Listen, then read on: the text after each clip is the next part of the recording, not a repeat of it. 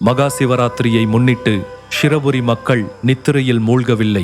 தெருவீதி பூக்களாலும் தோரணங்களாலும் அலங்கரிக்கப்பட்டிருக்க, மக்களின் மகிழ்ச்சி வீதி எங்கும் சூழ்ந்திருக்க, அரண்மனையில் மட்டும் இருள் சூழ்ந்திருந்தது. துவாரகை, வருகை புரிந்து சிவனுக்கு பூஜையை தொடங்க. உனது தந்தையும் மக்களும் உன் வருகையை எதிர்பார்த்தே காத்திருக்கின்றனர்.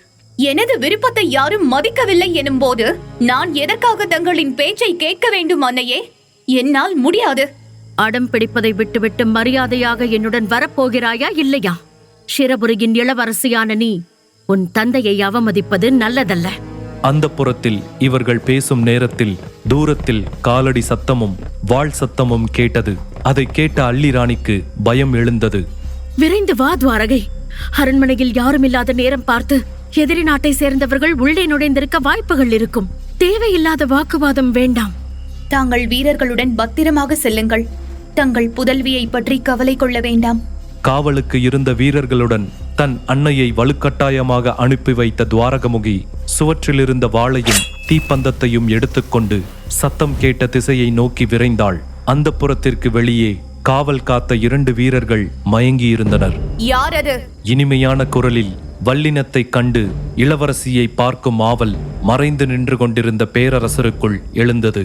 தங்களை காணவே நெடுந்தூரம் பிரயாணம் செய்து வந்திருக்கிறேன் யுவராணி. என்னை காணவா? தாம் யார்? ஏன் கண் முன்னால் வராமல் மறைந்திருக்கிறீர்? தங்களுக்கு என்னை காண விருப்பம் இருந்தால் அதை நிறைவேற்றுவது எனது கடமை. இருளில் மறைந்திருந்தவர் வெளிச்சத்திற்கு வந்தவுடன் யுவராணியை நெருங்கி வந்தார். இடைவெளி விட்டு நில்லுங்கள். வாளை சுழற்றி சிவசுதனின் நெஞ்சத்தில் குத்திட, வாள் துளைத்த இடத்திலிருந்து குருதி வழிய கண்களில் காதலை தேக்கி நின்று கொண்டிருந்தார் சிவசுதன். வாழ்வீச்சு கலைகளில் பயிற்சி இருக்கிறதா? வாளை சுழற்றி வலது நெஞ்சத்தில் அல்ல, இடது நெஞ்சத்தில் குறிவைக்க வேண்டும். துவாரகமுகியின் வாளை பிடித்து தனது இடது நெஞ்சத்தில் குத்தினார். அழுத்தம் பத்தவில்லை யுவராணி. தாங்கள் யார் என்று சொல்லாவிட்டால் தங்கள் சிரம் துண்டிக்கப்படும். தங்களது கரத்தால் மாண்டு போகவும் நான் தயாராக இருக்கிறேன் யுவராணி. அப்போது தூரத்தில் பலர் ஓடிவரும் காலடி ஓசை கேட்டது. ஆபத்து நெருங்கி வருகிறது. தாங்கள் இங்கிருந்து செல்லுங்கள். எதற்காக சொல்ல வேண்டும்?